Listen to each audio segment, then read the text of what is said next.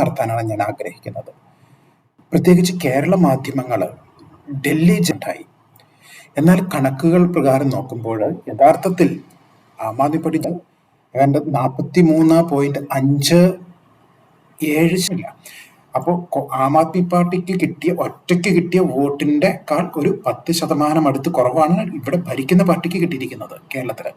അതായത് തെരഞ്ഞെടുപ്പിൽ ആം ആദ്മി പാർട്ടി പരാജയപ്പെട്ടു എങ്കിലും ഒരു കാര്യം കൂടി നമ്മൾ ശ്രദ്ധിക്കേണ്ടതുണ്ട്. കാരണം പ്രത്യേകിച്ച് ഉപയോഗിച്ച് എന്നതാണ് അവരുടെ ആരോപണം.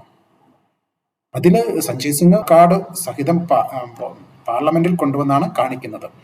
അതായത് ചൗധരി സിംഗ് ഇതൊക്കെ റോഹിംഗ്യൻ മുസ്ലിംസ് അല്ല എന്ന ചൂട് നമ്മളൊന്ന് പരിശോധിച്ചാൽ എന്തൊക്കെ കാര്യങ്ങളാണ് അവിടെ ചർച്ച ചെയ്യപ്പെട്ടത്.